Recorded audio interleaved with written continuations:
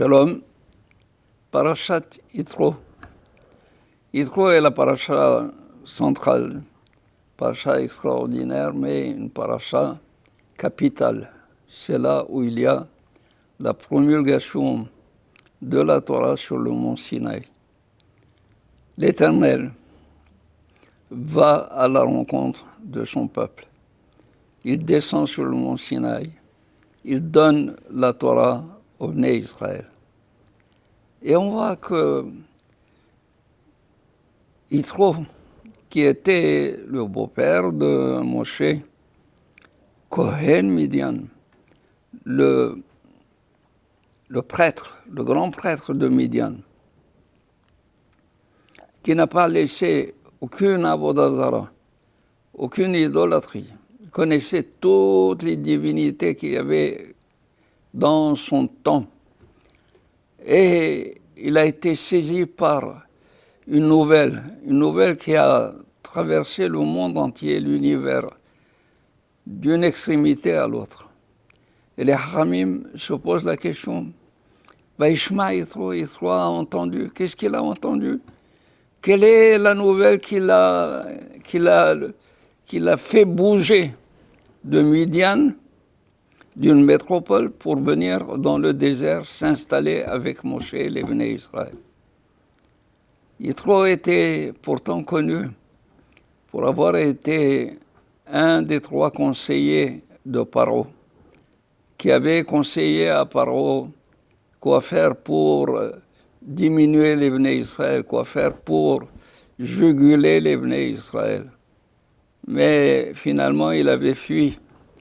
Et le voilà maintenant qui bouge de Midian, il vient vers Moshe Rabbeinu. Qu'est-ce qu'il a entendu? Les rabbins, nos maîtres, ils sont partagés. Chacun va de sa réponse. Un dit, il a entendu la promulgation de la Torah, Akadosh Baruch Hu, qui a parlé sur le mont Sinaï à son peuple. Cette voix de Akadosh Baruch Hu qui a retenti d'une extrémité du monde à l'autre extrémité. Un autre dit non, c'est la traversée de la mer Rouge qu'il a entendue. Et la traversée de la mer Rouge, elle aussi a été universelle. Ce n'est pas seulement la mer Rouge qui a été coupée, partagée, c'est toutes les eaux, toutes les mers, tous les fleuves, tous les affluents qu'il y avait dans le monde se sont partagés. Donc ça a été quelque chose de reconnu universellement. Également, un autre dit, non, c'est Milhemet Amalek.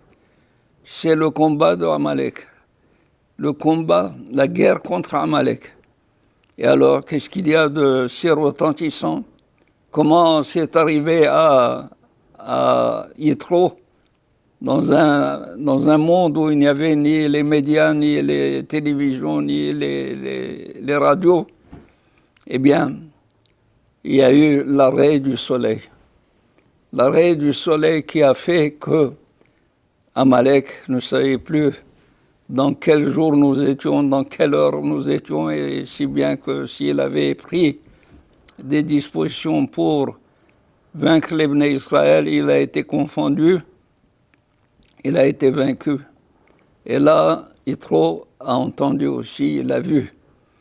Là se pose la question, seul Yitro a bougé, seul Yitro a été saisi par une nouvelle si retentissante. Et bien pourtant tout le monde a entendu, tout le monde a vécu le même effet que Yitro. Pourquoi n'ont-ils pas bougé de leur place? Bien Yitro, lui, il a compris. Lui, il a saisi le message. Que le message ne le laissait pas indifférent. Qu'il fallait absolument qu'il prenne des dispositions pour venir et se joindre au Bnei Israël. Et c'est ça le Sheva. C'est ça l'éloge, la louange de Yitro, qu'il a laissé tout le luxe, tout le confort qu'il avait dans Midian pour venir dans un désert, s'installer auprès de Moshe, auprès des Bnei Israël, partager avec eux leur vie, partager avec eux leur religion. Et donc, Yitro, il vient, il annonce à Moshe Rabbeinu qu'il vient, et Moshe Rabbeinu, il va au-devant de lui. Regardez, essayons de comprendre. Au départ, c'était Moshe qui avait une certaine tendance à dire comme signe de reconnaissance qu'il était le beau-fils de Yitro. Donc lui n'était pas tellement connu. Mais maintenant que Moshe est devenu important, reconnu mondialement comme étant un chef extraordinaire, Yitro est venu et a dit « Hoten Moshe ». Je suis le beau-père de Moshe. Donc il s'est enorgueilli par le fait qu'il était le beau-père de Moshe. Voilà un Yitro. Il a compris qu'il y avait un message. Nous aussi, nous avons des fois des messages qui viennent nous teinter, nous réveiller. Mais on ne se pose pas la question pourquoi avons-nous eu ce message. Il faut se rappeler que chaque fois qu'il y a un message, il faut être attentif. Il faut réagir. Il faut réagir, ça veut dire quand il y a une nécessité de faire teshuva, comme un Yitro qui était dans la crasse de la avodah zara, de l'idolâtrie, il s'en est sorti, plus forte raison nous, tout simplement. Secouer un petit peu les habitudes, secouer un petit peu notre indifférence et se rapprocher de Akadosh Baruch Hu. Je pense que c'est ce qu'il y a de mieux à faire, surtout à la veille d'une délivrance de la venue du Mashiach. Et ratson que vous puissiez passer une bonne semaine, un bon Shabbat, vous, vos enfants et tous les vôtres, afin que, Bezrat Hashem, vous entrepreniez une nouvelle semaine avec toute l'énergie et toute la volonté de réussir. Amen. Shabbat Shalom.